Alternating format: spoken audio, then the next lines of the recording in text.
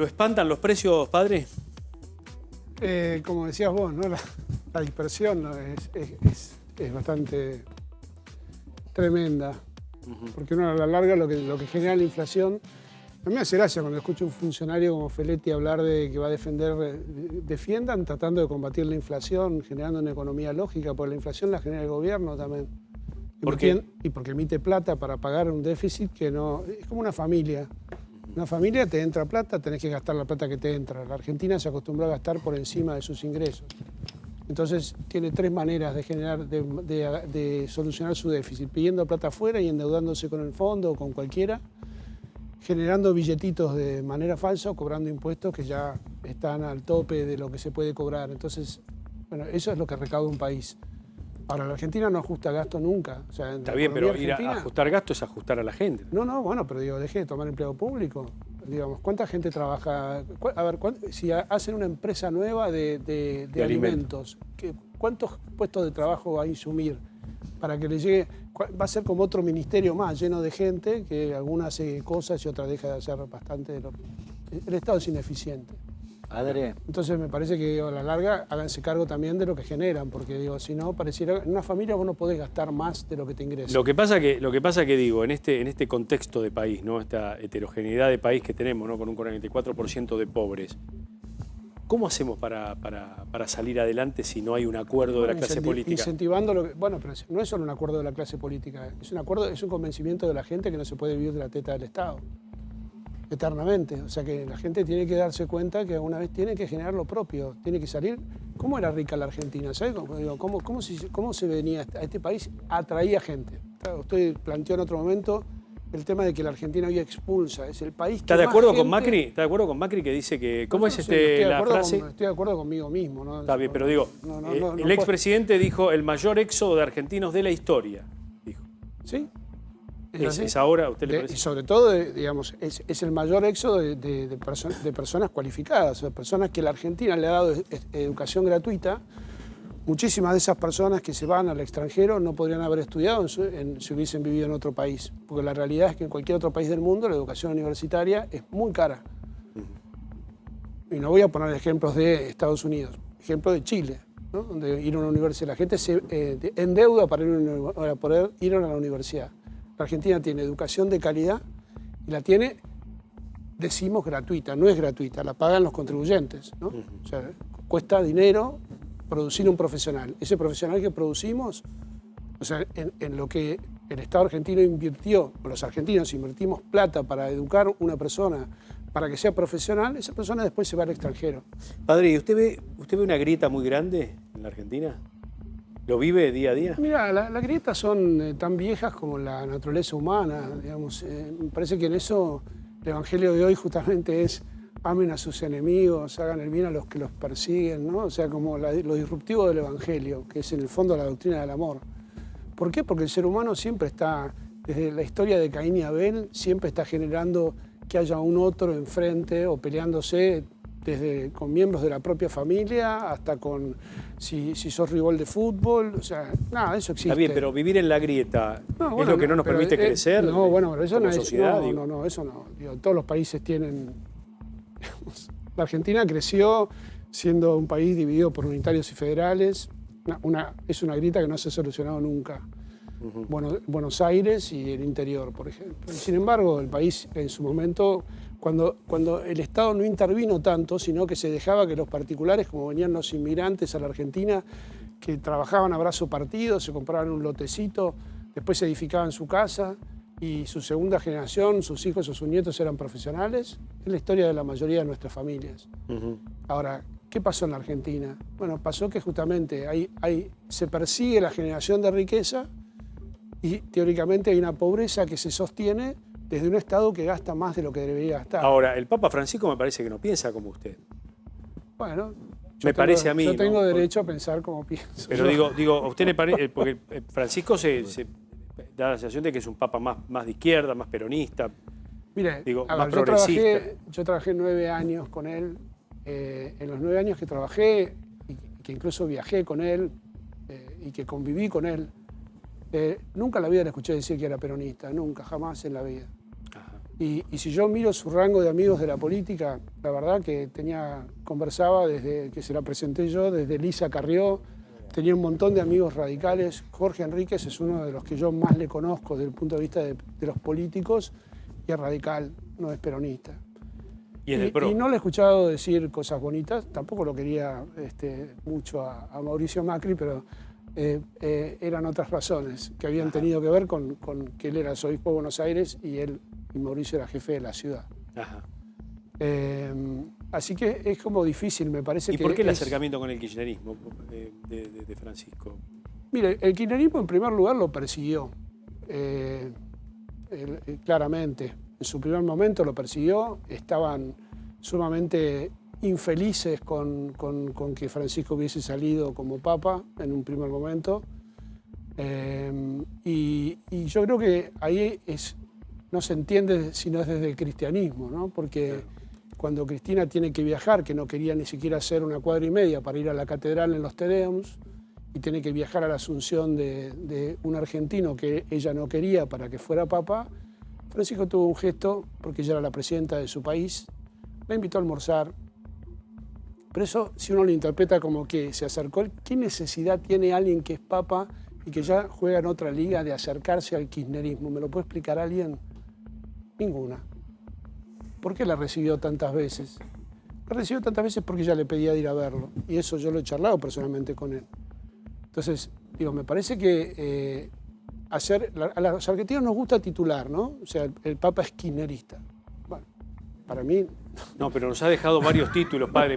Mire, a los argentinos, a los periodistas nos gusta titular. Y nos está dejando muchos títulos el padre Marcón esta tarde. Yo le digo, si todavía no se sumaron a América, súmense porque realmente es una de las pocas veces que lo viste al padre Marcón hablar así. Hernán, ¿querés hacer una pregunta? Sí, padre, quería preguntarle, porque, no solo la Argentina, sino en general Latinoamérica es el continente más desigual. En la Argentina, por ejemplo, 440 personas tienen el 10% del patrimonio argentino. ¿No le parece razonable que haya mecanismos de redistribución, por ejemplo, el aporte extraordinario a las grandes fortunas? Yo no entiendo de materia impositiva. Lo que sí me parece que si vos querés combatir la pobreza, y esto es un tema que yo he charlado personalmente con el Papa, y está relacionado también con lo que el Papa mandó a la Asociación de Empresarios Católicos cuando hubo una reunión hace poco tiempo. Hay un empresario argentino que está por ser canonizado, que es Enrique Yo. Entonces, y él justamente les decía que para que justamente haya posibilidad de que un pobre, el Papa muchas veces ha futigado o ha dicho que vivir de subsidios digamos, es algo que puede ocurrir solo temporariamente y concordando con toda la doctrina social de la Iglesia, que la dignidad del hombre está en el trabajo, en que un hombre pueda generar su propio ingreso para poder asistir a su familia, ¿no? O a una mujer. Entonces, ¿qué significa eso? Que vos también tenés que amparar o acompañar la generación de riqueza justamente para que disminuzca la pobreza, porque cuando vos perseguís a la riqueza, lo que generás es que el rico se vaya a vivir al país de enfrente porque el capital hoy en día no tiene prácticamente patria. Entonces, no resulta muy inteligente que vos persigas la riqueza para que cada día tengan más pobres, exceptuando que los únicos que se enriquecen son los políticos, ¿no? Porque en general uno no encuentra mucho político pobre. No sé, en general conozco pocos políticos, o conozco algunos que sí, digamos, se han empobrecido en la política, pero en general... Pero es la excepción. Cuando uno ve sus patrimonios, pertenecen a ese, no me acuerdo cuánto dijiste por ciento, pero digamos... Tiene una posición muy tomada usted. Yo sí, se lo digo porque... en la vida hay que tener posiciones tomadas. No, el Papa es un fuerte reivindicador de los impuestos. Yo le preguntaba por los impuestos. En realidad, en la Argentina lo que uno ve es que cuando redujiste los impuestos no hubo más inversión. Le pongo el ejemplo, podría ponerle 50, pero uno muy sencillo, usted lo sabe. Cuando se bajaron las retenciones, como era un impuesto que lo pagaba un sector muy minoritario, básicamente no generó un solo puesto de trabajo. Por eso le preguntaba, porque quizás lo que hay que trabajar tal vez en términos impositivos es más bien la progresividad, es decir, que paguen más los ricos y que sea un poco más No equitativo. sé, yo no soy economista ni positivista, no tengo ni idea. Pero la recién verdad que dijo eso que te había lo debería muchos contestar un impuestos. contador o alguien que se dedica a los impuestos. Ok. A mí me parece que sí está muy bien pagar impuestos. Ahora, por otro lado, en los países donde más o menos el porcentaje de carga impositiva está como en los niveles que está en la Argentina, no sé, por decirte, países europeos, digamos, vos tenés educación estatal de calidad, tenés servicios de salud de calidad. En la Argentina no se puede apagar el fuego de una provincia que se incendia, ¿no? Entonces, cuando hablamos de salud pública, yo tengo, con la fundación que tenemos, hemos misionado hace 20 años en el Chaco y durante la pandemia atendí, digamos, tuvimos enfermeros en 3 puestos sanitarios y me tuve que subir yo a una camioneta a llevar remedios. Bueno, la salud pública en la Argentina funciona en el conurbano y en los hospitales que son maravillosos, los de la Ciudad de Buenos Aires y los del conurbano en algún caso. En el interior del país, si te enfermas de gravedad, te tienen que traer a Buenos Aires. Sonaste. Porque ese es el país que no miramos, ¿no? Entonces digo, Sí. ¿en qué se van los impuestos? Las No, rutas tiene están la- destruidas, la pobreza crece. Digo, no sé en qué gastaron los impuestos. Tiene la misma presión tributaria que el resto de los países de la región. Por eso me llama la atención. Pero no es tributarista, pero el dato lo sabía igual. El dato lo tengo, sí. Claro, me llama la atención. pero Padre, bueno. ¿se los usa a los pobres en Argentina? No sé, no, es como las generalidades nunca me gustan. Pero sí me parece Pero que... digo, que lo- ¿qué ve usted? Digo, ¿qué ve? Manifestaciones de grupos sociales, gente desocupada, un gobierno que les dice no vamos a aumentar los planes sociales, cada vez más gente que cae en la línea de la pobreza, la canasta en 80.000 mangos. ¿Qué ve? Yo veo que hay un entramado que es el que no se ve, por el cual los pobres no caen, digamos, o en la Argentina no hay, no sé, una revolución por el 40% de pobreza, que es los pobres, además de tener los planes, cuando la gente dice desde algún barrio por ahí, bueno, los pobres son vagos o no trabajan o viven del Estado, puede ser que cobren la asignación, cobren más de una asignación, pero en general hay un entramado de trabajo, y, por supuesto en negro, enorme. Claro. O sea, de changa, de Informal, armado, de cosas, claro. de economía informal. Y, digamos, la realidad es que la pobreza, digamos, la gente más pobre sobrevive hoy en día gracias a ese entramado que fue durísimo cuando se cortó en la pandemia. Claro. Porque la gente no podía salir justamente a hacer eso que le permite Ir sobrevivir. al comedor o ir al colegio, No a la solo ir al vianda. comedor o al colegio o a la vianda, sino Claro. tener la changa que, digamos, Claro, el le jardinero, permite claro. tener una disponibilidad. Una disponibilidad. Recién me decía algo fuera de cámara que realmente me impactó. No es tan preocupante la realidad de los pobres en Argentina, sino de la clase media. ¿Por qué piensa eso, Porque padre? me parece que es la que tiene el ingreso ajustado, ¿no? O sea, en general el pobre tiene estos recursos, que hace Claro. una changa, le cobra un poco más, va al comedor, está acostumbrado, que si no tiene va a un comedor o pide alimentos en Cáritas. La clase media argentina no está acostumbrada a pedir. Está acostumbrada a ser autosuficiente, digamos, dentro de lo que se puede, pero entre la persona que tiene un sueldo que se vino perdiendo con respecto a la inflación real y que por otro lado tiene que pagar el colegio, tiene que pagar, porque justamente la educación estatal no siempre es la mejor. Entonces tiene que ir a un colegio privado y si, digamos, va a la salud pública, pero después tiene, bueno, no sé, todo lo que todos sabemos, no hace Padre, falta que sea redundante sobre eso. Hablando de la pobreza, semanas atrás tuvimos una tragedia en la provincia de Buenos Aires que tiene que ver con la droga, la cocaína adulterada. Y más que lo que vemos, los que comúnmente trabajamos, hacemos periodismo en el conurbano, algún que otro cura que hace labores, como el padre Pepe y Paola, por ejemplo, en San Martín. ¿Qué hace la iglesia como institución para colaborar con este flagelo que seguramente va a seguir llevándose vida? Mira, lo que hacemos es mínimo, porque digamos, la iglesia tiene la red de los hogares de Cristo y para empezar, la mayoría de los curas que trabajan en villas viven en la villa, no es como un político que va un rato y se va, ¿no? Al estar viviendo en la villa conoce la realidad social y es la parroquia en la villa es el primer lugar donde la gente va a pedir asistencia espiritual y también todo tipo de asistencia de lo que sea.